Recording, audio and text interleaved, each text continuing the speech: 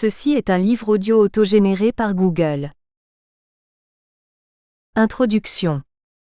Bruxelles est la deuxième place du lobbying après Washington. Les Français, du fait d'une longue tradition juridique, philosophique et politique, sont demeurés longtemps réfractaires au lobbying. Un groupe d'intérêt européen cherche avant tout, et réussit s'il est doté de suffisamment de ressources, à faire pression sur la décision. L'étude proposée de l'UEAPME se veut une contribution à la fois théorique et empirique au courant qui entend discuter diverses généralisations émises sur la présence et l'activité des groupes d'intérêt au niveau européen. Cette étude n'est donc pas conçue comme une énième présentation des routes suivies par un lobby spécifique, celui des petites et moyennes entreprises afin de peser sur la décision dans le secteur qui le concerne. Il s'agit, selon une perspective internaliste, de revenir à l'essence même de ce qui constitue un groupe d'intérêt. Un groupement dont l'activité principale vise à la politique de maintien de l'organisation et à la défense d'un segment de la société, lié à la promotion des apostrophes. Une vision du monde dans un espace concurrentiel, principalement mais pas uniquement orientée vers les autorités publiques. Cette focale se différencie donc de l'analyse de l'action publique centrée sur la contribution des groupes au processus de production normative et au modèle d'interaction qui en résulte. Elle se distingue également d'une stricte analyse organisationnelle, qui porte quant à elle pour l'essentiel sur les rapports entre acteurs qui composent le groupement et sur les effets induits par les dynamiques institutionnelles internes. Si l'apparition d'un niveau européen d'activité produit indéniablement des effets, nous postulons qu'il ne remet pas en cause fondamentalement ces invariants de l'analyse des groupements d'intérêt en politique. De la théorie de la politique par les groupes d'intérêt à une théorie des groupes d'intérêt. Au sein des études européennes, l'analyse des groupes d'intérêt a été très tôt conçue comme un moyen de mieux comprendre le fonctionnement du système politique de l'Union européenne. Cette approche fut d'abord centrée sur une évaluation de la contribution des acteurs privés à la construction européenne. Issue à l'origine des travaux de spécialistes des relations internationales, la réflexion théorique a porté sur l'opposition entre d'un côté les tenants de la thèse d'une intégration fondée sur des enjeux de haute politique, high politics, portés par les États, et de l'autre les partisans de l'idée selon laquelle ce sont bien plutôt les groupes d'acteurs privés non étatiques, essentiellement économiques, qui ont poussé à développer une organisation supranationale perçue comme mieux à même de maximiser leurs intérêts. Selon une interprétation désormais bien connue, les néo-fonctionnalistes postulent alors que la réalisation des objectifs impartis par les groupes privés n'est rendue possible qu'en mettant en œuvre de nouvelles actions complémentaires, engageant ainsi une dynamique, l'effet d'engrenage, qui au tournant des années 1950 et 1960 répondait à la fois aux attentes des promoteurs politiques du projet européen et à l'intérêt des apostrophes. Une commission alors soucieuse de renforcer son assise. Dans un second temps, l'analyse s'est centrée sur une meilleure connaissance des modes et du spectre de la représentation au niveau européen. Les différents travaux contribuent à établir une cartographie des types de structures, et à évaluer la proportion entre les différentes catégories d'intérêts et de causes défendues. Troisième temps, l'interrogation s'est portée en premier lieu sur la mise à jour des conditions et des contraintes pesant sur la représentation des intérêts en Europe. Parmi les questions centrales posées figure alors celle de la possibilité d'un degré de convergence au niveau national, et à travers l'établissement d'un modèle communautaire de représentation commun des intérêts, dès lors que des acteurs doivent désormais agir sur plusieurs niveaux, national et supranational. La littérature a permis d'obtenir un certain nombre d'acquis et d'affiner les connaissances grâce aussi à l'importation des outils issus des politiques publiques, notamment en termes d'analyse des réseaux d'action publique et de coalitions d'acteurs. L'essentiel des travaux montre l'absence d'une stabilisation des interactions et précise d'importantes différences sectorielles. La comparaison entre l'Union européenne et les États-Unis a conduit à intégrer les questionnements propres à la tradition nord-américaine centrée sur les tactiques du lobbying et sur l'accès aux ressources, funding. Un des enjeux est désormais de s'intéresser aux structures internes et au degré de professionnalisation, afin d'évaluer la capacité de performance des acteurs. De même qu'un très important chantier de recherche établi à partir d'une comparaison internationale a été lancé sur les modalités de cadrage, framing, des positions défendues. Au-delà de l'évolution des cadres analytiques, cette approche des groupes d'intérêt dans le système politique de l'Union européenne repose sur quelques axes communs. Leur étude n'est concevable qu'en termes de relations entre les groupes et les acteurs politico-administratifs. Celle-ci n'est également conçue qu'en tant qu'étape dans une démonstration à visée plus générale, comme un but secondaire pour s'exprimer à la manière d'Herbert Simon, en vue d'étayer une autre analyse. Aider à mieux comprendre le fonctionnement de l'Union européenne et plus généralement de la gouvernance internationale dans l'approche européenne, contribuer à mieux déterminer les contraintes stratégiques du lobbying et globalement améliorer la connaissance des conditions des '. Intervention des acteurs privés dans le processus de décision dans la tradition nord-américaine. Ce cadre scientifique interactionniste offre l'atout indéniable de produire un haut degré de théorisation relative au type de processus de construction européenne et de ses effets induits mesurés à partir d'hypothèses communes et de modélisation, relative cette fois-ci au type d'échange. Pourtant, de telles approches ne sont pas non plus sans comporter d'importantes limites qui sont au fondement du nouveau regard porté sur le lobbying européen au sein de cette étude. La focalisation sur les modèles d'interaction et sur la logique d'influence, si prisée par les médias, contraint en effet le plus souvent à ne pas se préoccuper d'observer les conditions de production des positions émises par les groupes qui sont dès lors conçues le plus souvent comme des unités statistiques.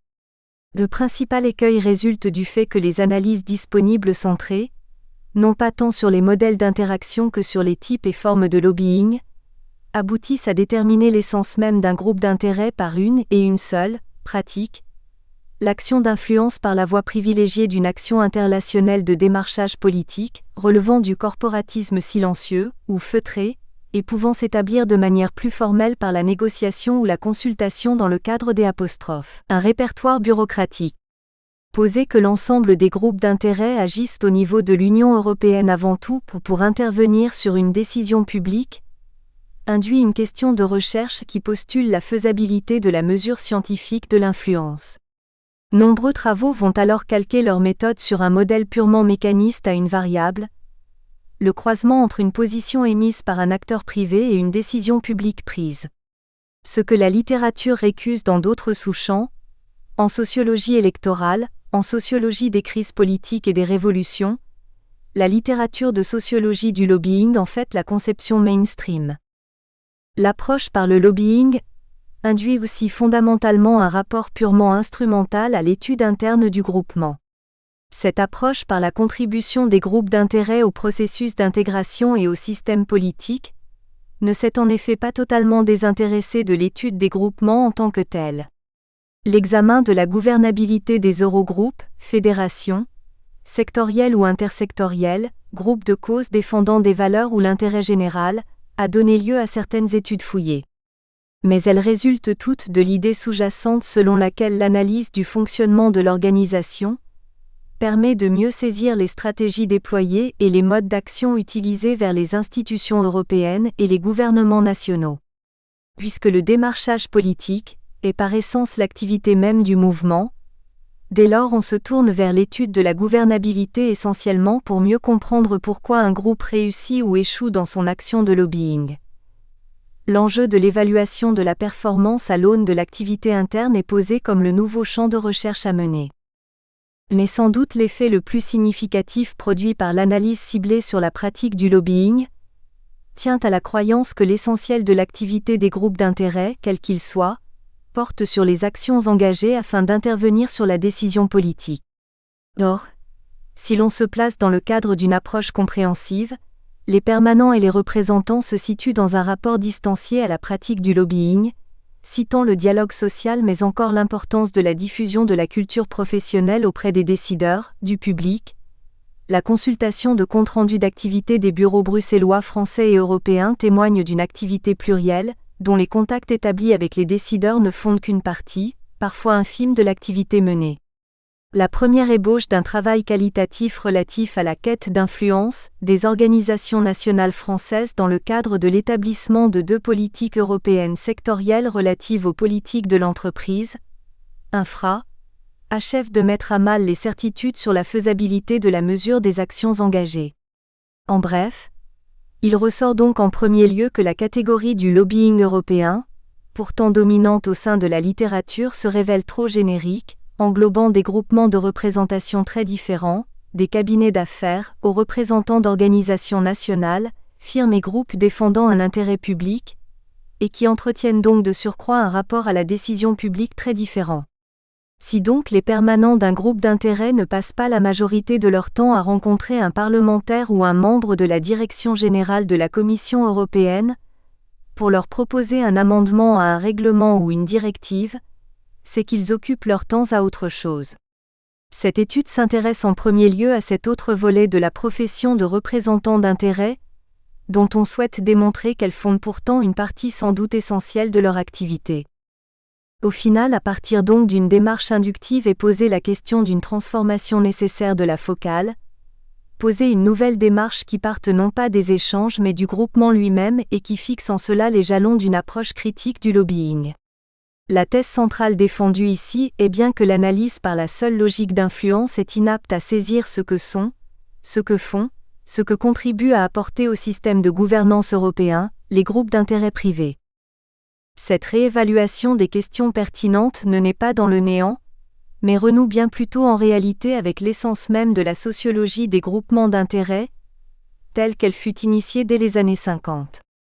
Robert H. Salisbury avait ainsi clairement différencié dès la fin des années 60 deux approches possibles, opposant la théorie de la politique par les groupes d'intérêt à une théorie des groupes d'intérêt en tant que telle. Bien que celle-ci offre d'établir les fondements du développement d'une mobilisation et mette à jour les contraintes de structuration de l'action collective sectorielle, on conviendra que la seconde perspective semble de portée théorique relativement plus limitée. Pourtant, ce déplacement de la focale, des interactions et du système politique vers l'organisation, ne diffère pas tant par l'objet que par la détermination même des enjeux pertinents. Il permet de redéfinir la nature de l'activité des groupes d'intérêt ordonnés, autour de 4 logiques. Toute une tradition d'analyse, réinvestie récemment au sein des études européennes, montre que l'activité politique d'un groupe d'intérêt n'est pas en effet uniquement centrée sur la logique d'influence mais vise au maintien de l'organisation, logique de maintenance. Dès lors, en négligeant de s'intéresser au groupement, les études se méprennent sur la véritable nature de l'apport des acteurs privés aux politiques européennes.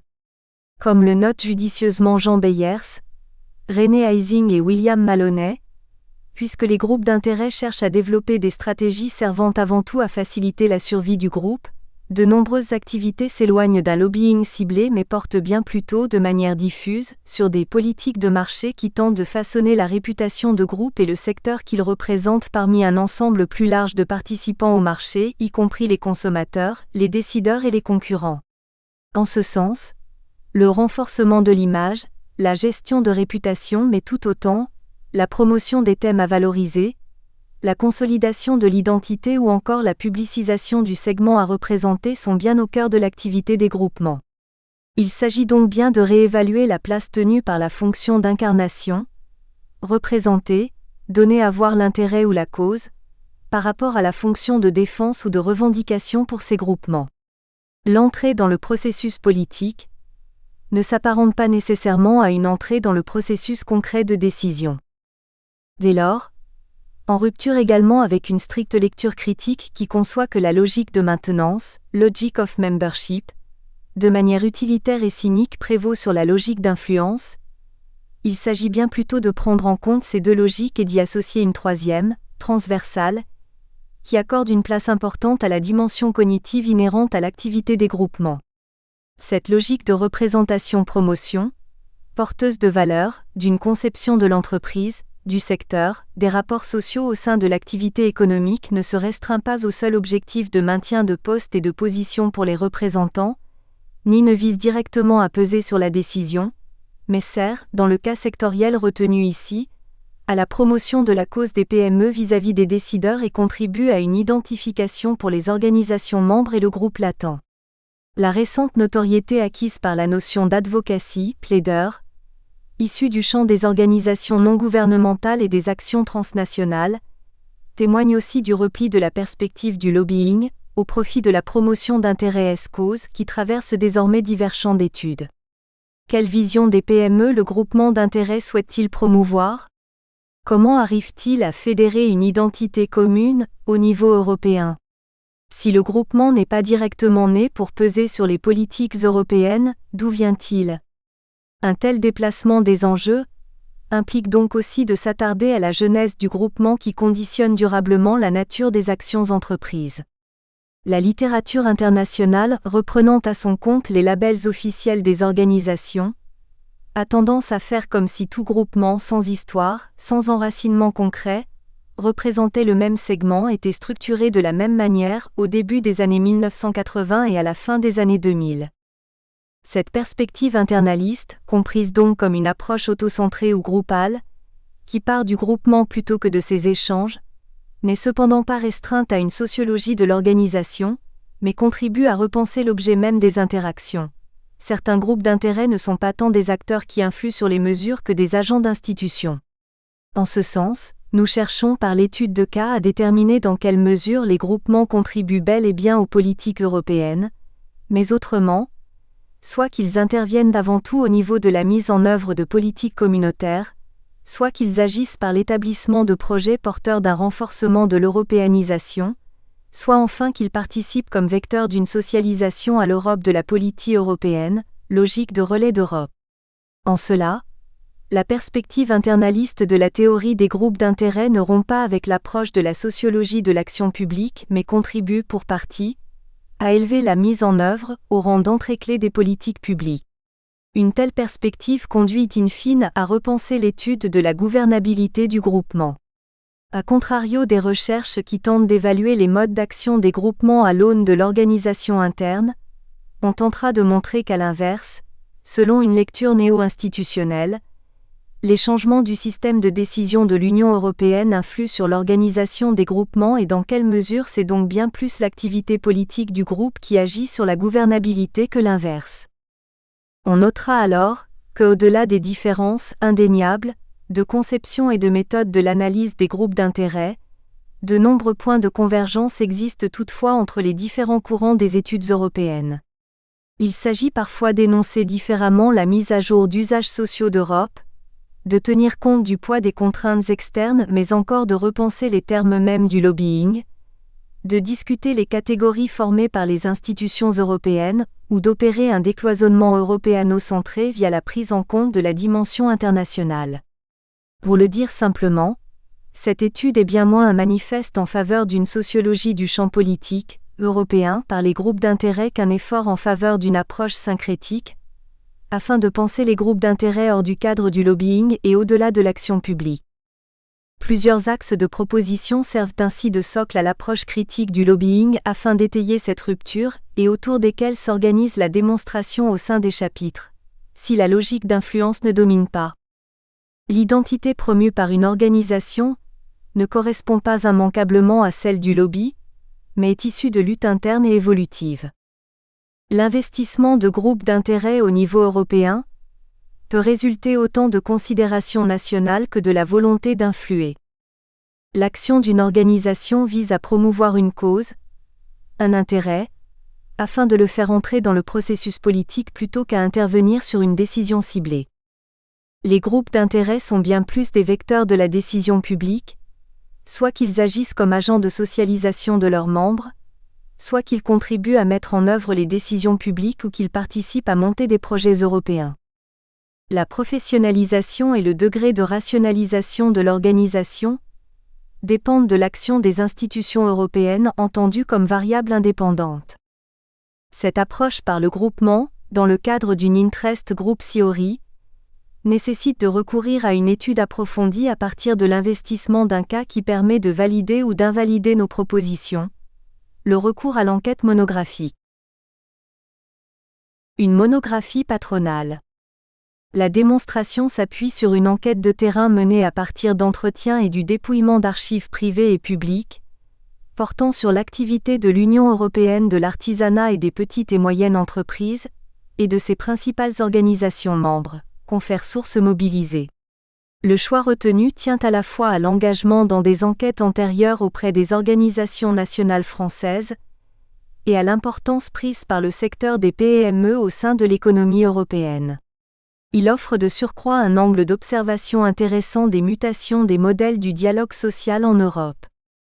Le constat généralement fait de l'existence de nombreuses études empiriques sur le niveau européen méconnaît la différence à établir entre le développement avéré, des monographies sectorielles qui demeurent centrées sur des études de cas relatives à la contribution des groupes d'intérêt à l'action publique, et l'absence concomitante des études relatives au groupement de représentation en tant que telles, dont la plupart demeurent quant au fonctionnement interne, aux interactions entre groupements nationaux membres et la structure de représentation européenne, encore à ce jour une véritable boîte noire.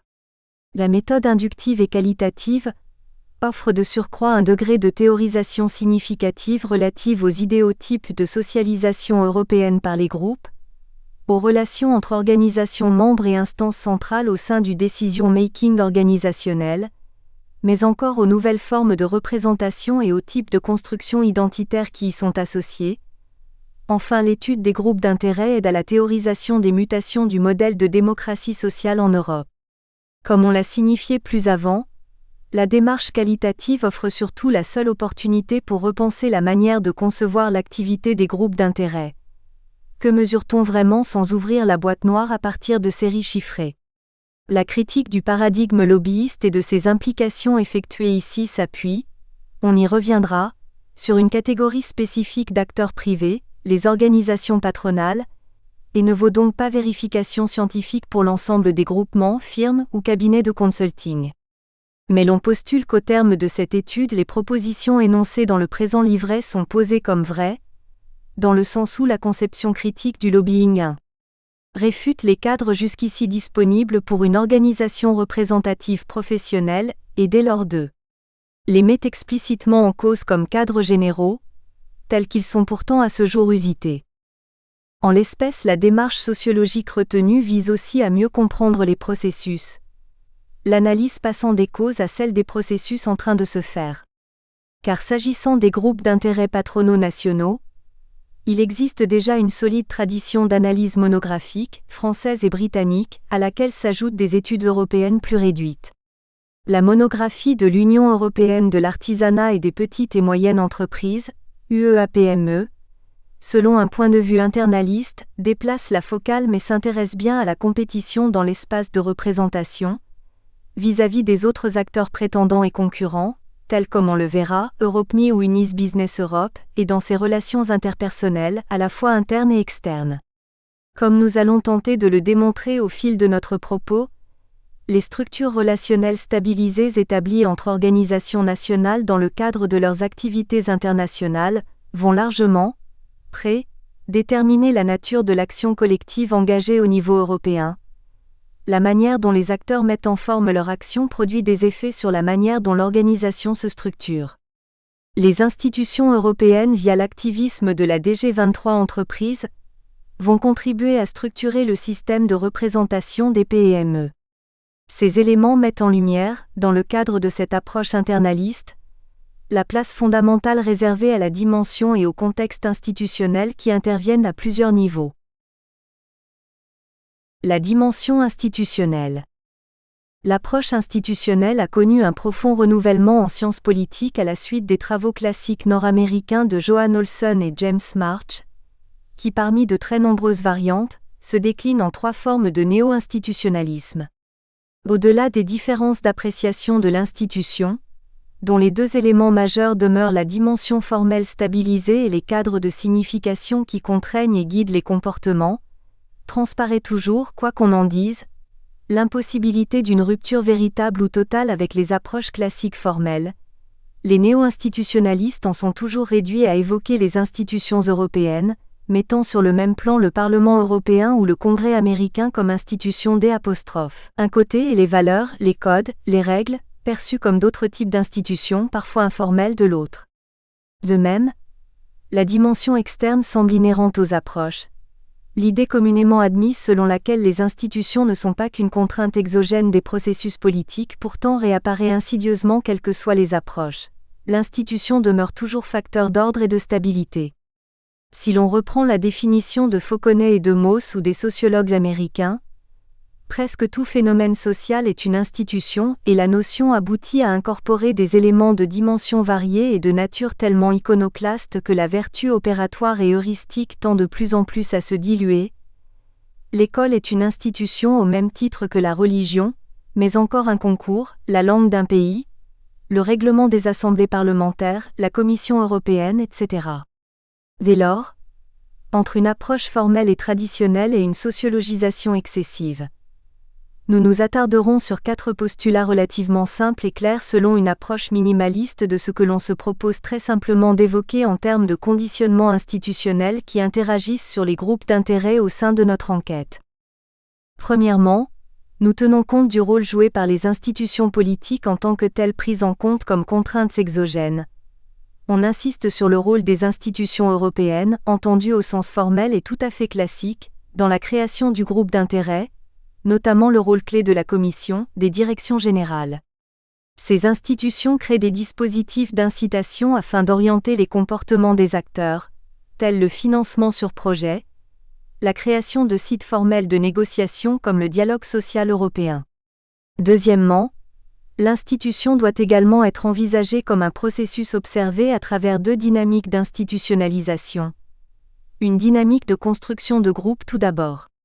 À l'encontre d'un choix rationnel, la formalisation des relations entre groupes d'intérêts nationaux induit une dynamique d'action. L'organe crée la fonction en quelque sorte. L'institutionnalisation résulte non d'une volonté propre des acteurs mais la finalité des effets de la formalisation de leur action leur échappe selon une logique de dépendance au chemin entrepris. Cet effet tunnel s'applique en l'espèce non au niveau macro ou externe, tel que la littérature s'y réfère généralement, dans le cadre d'une politique européenne, telles les politiques sociales, mais de manière plus restrictive aux dynamiques d'action d'un groupe d'intérêt.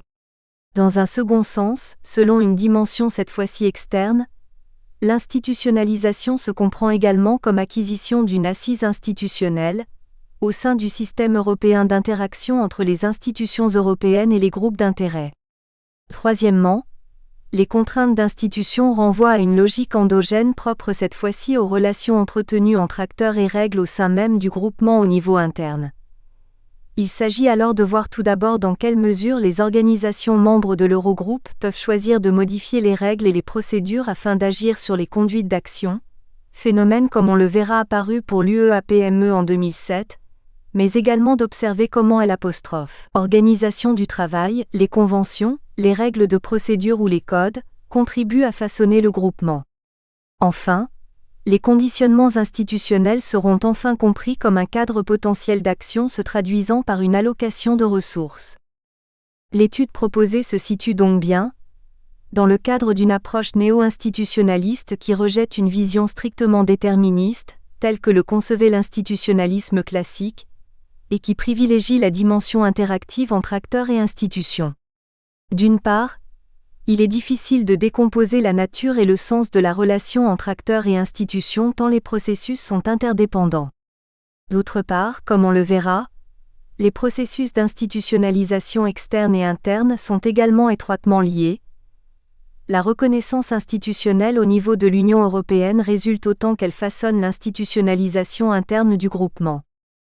Le plan d'ouvrage retenu procède selon un schéma d'exposition identique décliné au sein des différents développements successifs. Chaque chapitre s'ouvre sur un état des lieux de la littérature qui permet au lecteur de se familiariser avec les principaux questionnements théoriques disponibles sur telle ou telle dimension de l'analyse par le lobbying. Ces cadres dominants sont ensuite discutés et mis en perspective à partir de l'enquête réalisée sur l'UEAPME. Le premier chapitre est largement consacré à un retour historique sur la naissance du groupement. Ne se résumant toutefois pas à une narration des origines, il s'appuie sur la tradition analytique de construction sociale des groupements, questionner les effets et les présupposés du moment de création d'un groupe d'intérêt, situer les Français au sein de ce passage à l'Europe, et des usages de la pratique, relativement ancienne, d'une action collective de niveau européen. L'enquête se prolonge dans un deuxième chapitre par la présentation des formes diversifiées d'investissement européen, des organisations membres de l'Eurogroupe. Celle-ci sert à étayer empiriquement des analyses déjà disponibles, qui indique que l'engagement au niveau de l'Union européenne n'est pas nécessairement fondé sur des enjeux proprement européens. Ce fondement national de la mobilisation européenne vient conforter le fait que les groupes d'intérêt ne sont pas toujours prioritairement engagés dans une action relative à la modification des politiques publiques. Dans les 3e et 4e chapitres, on souhaite se focaliser sur l'activité incarnative de l'organisation, la politique de promotion de l'enjeu PME et de représentation du segment. Le 5e chapitre revient sur la difficulté à saisir scientifiquement la logique d'influence.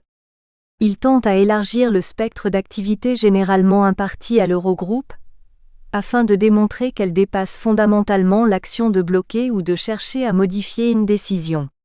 Ces développements conduisent aussi à définir les groupes d'intérêt comme agents européens, qui agissent comme agents de promotion de la politique européenne et d'aide à la mise en œuvre des politiques européennes.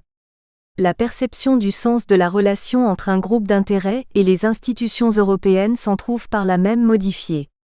Dans un dernier chapitre, l'on s'intéresse enfin aux conditions de gouvernabilité du groupement.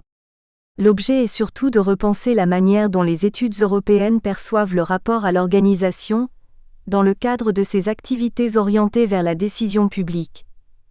Le mode organisationnel influe-t-il seulement sur les modes d'action en direction des décideurs, ou ne serait-il pas plutôt, en premier lieu, déterminé par eux ? Ce prisme critique du lobbying ainsi décliné fait apparaître que l'Eurogroupe agit bien dans le cadre non pas d'une seule mais bien de 4 logiques. La logique de maintenance, la logique de promotion, la logique d'influence et la logique de relais d'Europe. La prise en compte de ces 4 logiques entérine la relativisation de la place du lobbying dans le cadre de l'activité des Eurogroupes. Chapitre 1. La structuration européenne des intérêts des PME. Comment l'action collective des représentants des petits et moyens entrepreneurs est-elle rendue possible au niveau européen, alors même qu'ils semblent disposer de fort peu de ressources et d'une capacité de mobilisation limitée au niveau national ? Pourquoi alors même que les autres représentants du secteur économique se sont structurés dès la naissance de la communauté économique européenne, qu'il s'agisse des représentants du secteur agricole ou des grandes entreprises, la structuration des PME n'est-elle pour sa part intervenue que plus de 20 ans plus tard, en 1979 ? À cette date, la CEE ne possède pourtant pas de politique de l'entreprise, de même que les règles de libre circulation semblent alors fort peu intéresser un coiffeur ou une PME de machine-outil. Comment, enfin, l'UEA-PME est-elle depuis lors passée d'un groupement d'intérêts catégoriel parmi d'autres à l'organisation dominante reconnue comme interlocuteur privilégié du secteur pour les institutions européennes au tournant des années 2000 ?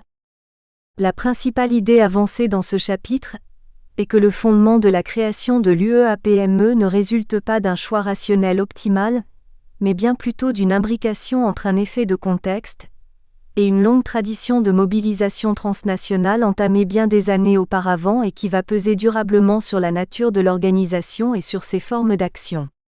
En ce sens, point d'aboutissement plutôt que moment fondateur, la naissance du groupement provient d'une simple décision de mise en forme de l'activité européenne alors même que les objectifs et les effets induits ne sont alors aucunement définis par les organisations nationales représentantes des indépendants et des PME. Cette voie prise d'une rationalisation de l'action collective auprès de la communauté européenne engage pourtant un processus irrémédiable de structuration renforcée et de quête de légitimité. L'accession de l'UEA-PME au rang de partenaire social clôt alors cette double phase d'institutionnalisation et de légitimation, par une reconnaissance acquise d'interlocuteurs sectoriels privilégiés, mais non exclusifs pour les institutions européennes. Ce chapitre vise dès lors à redéfinir les termes mêmes de la rationalité de la logique d'influence dès lors que le groupement n'est pas né, volontairement créé, pour peser sur les décisions européennes sectorielles, de même que l'investissement organisationnel se révèle relativement indépendant des mutations du champ de compétences européen.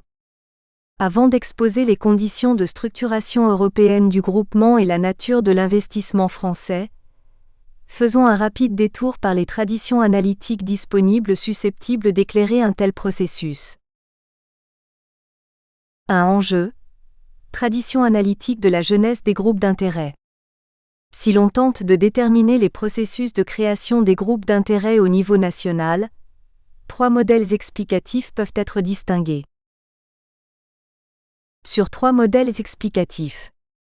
Ces modèles induisent des approches sociologiques fondées sur des postulats parfois opposés, qui en simplifiant, privilégient tantôt la dimension intentionnelle, tantôt structurelle de l'action et qui renvoient par là même à des approches à dominante individualiste ou holiste.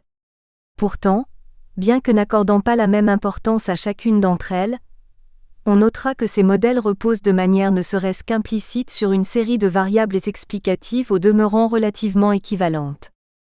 En premier lieu, le travail d'Elizabeth Clements sur la naissance des groupes d'intérêt aux États-Unis a contribué à réévaluer la différence entre partis politiques et groupes d'intérêt généralement établis à partir de 2 fonctions distinctes, la fonction de conquête et d'exercice du pouvoir et celle d'influence sur les décisions politiques.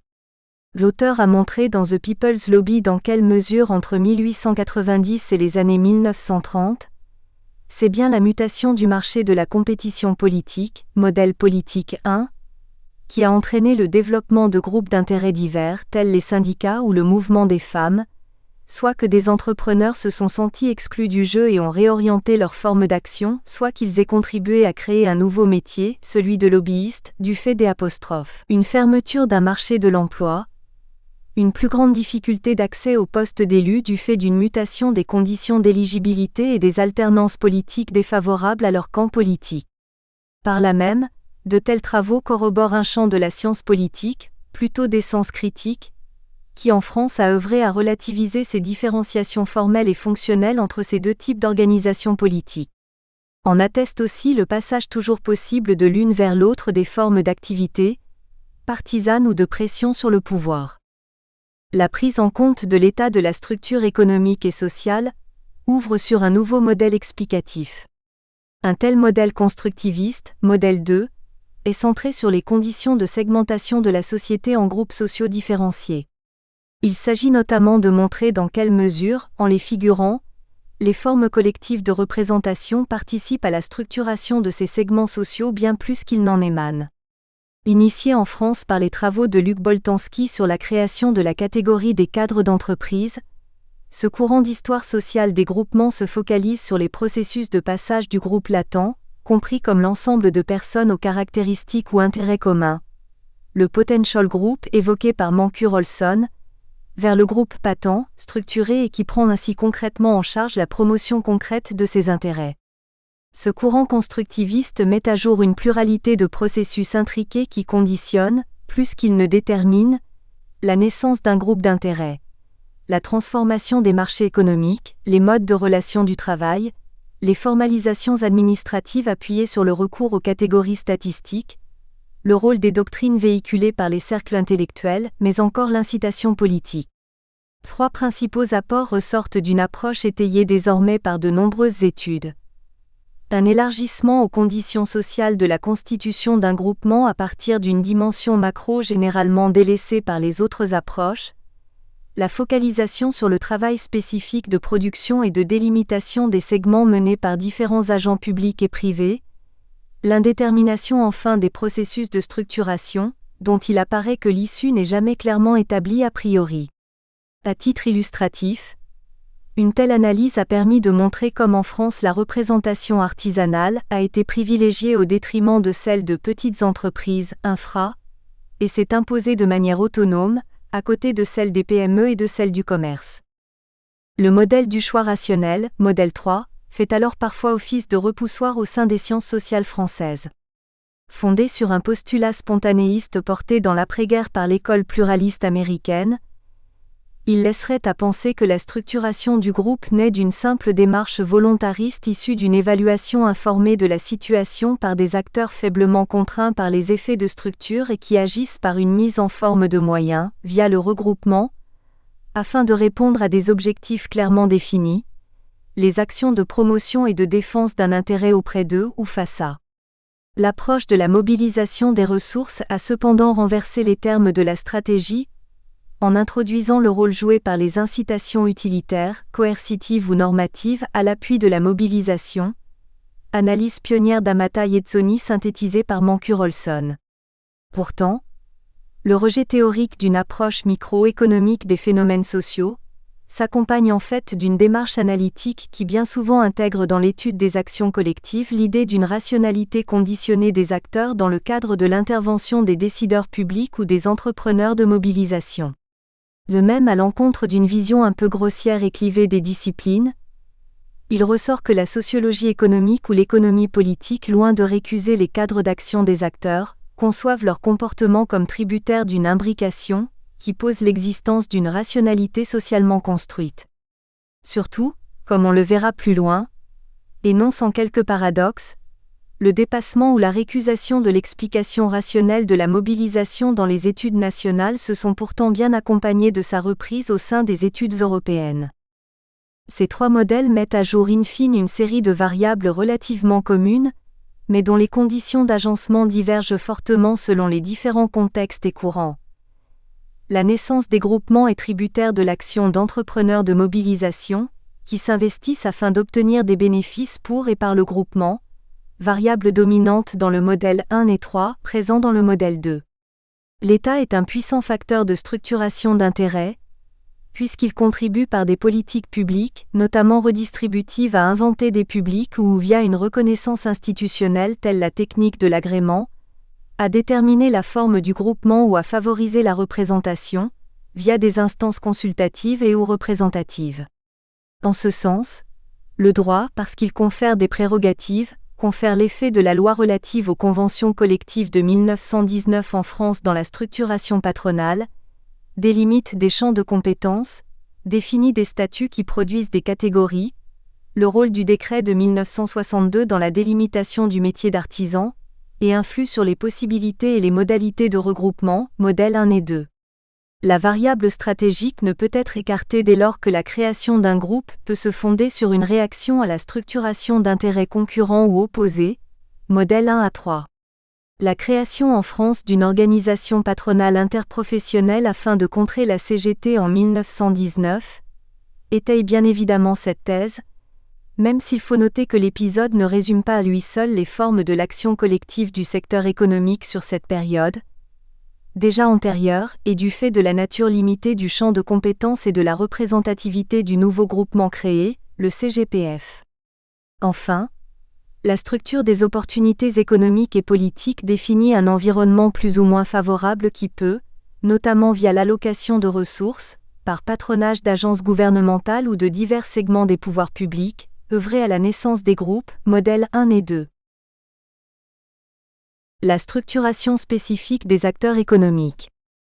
Très tôt au sein de la littérature s'est posée la question de savoir si la série de variables s'applique de la même manière, quelles que soient les différentes catégories de groupes d'intérêt.